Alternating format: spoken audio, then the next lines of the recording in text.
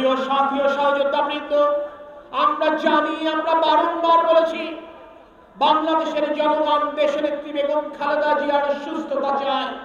বাংলাদেশের জনগণ দেশনেত্রী বেগম খালেদা জিয়াকে মুক্ত দেখতে চায়, কারণ তারা তাদের গণতান্ত্রিক অধিকার ফেরত পেতে চায়, কারণ তারা তাদের মানবাধিকার ফেরত পেতে চায়, কারণ তারা তাদের কথা বলবার স্বাধীনতা ফেরত পেতে চায়, কারণ তারা তাদের ভোটাধিকার ফেরত পেতে চায়, কারণ তারা যেই স্বাধীনতার সূচনা হয়েছিল শহীদ রাষ্ট্রপতি জিয়াউর রহমানের ঘোষণার মাধ্যমে, যেই স্বাধীনতা অর্জিত হয়েছিল শহীদ রাষ্ট্রপতি জিয়াউর রহমান সহ আমাদের মহান মুক্তিযুদ্ধে অংশগ্রহণকারী মুক্তিযোদ্ধাদের জীবনের ত্যাগের বিনিময়ে, সেই স্বাধীন বাংলাদেশের সার্বভৌমত্ব তারা রক্ষা করতে চায়।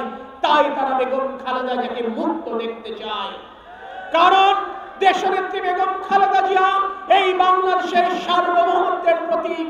ওরা দেশনেত্রী বেগম খালেদা জিয়াকে হত্যা করতে চায়, কারণ তারা বাংলাদেশের সার্বভৌমত্বকে বিকিয়ে দিতে চায়।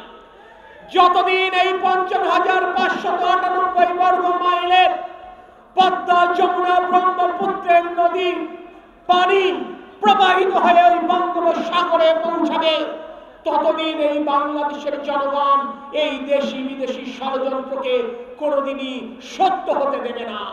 আমরা আমাদের আন্দোলনের মাধ্যমে আমরা আমাদের নেত্রীকে মুক্ত করব, আমরা আমাদের প্রার্থনার মাধ্যমে আমাদের নেত্রীকে সুস্থ করে রাখবো ইনশাআল্লাহ।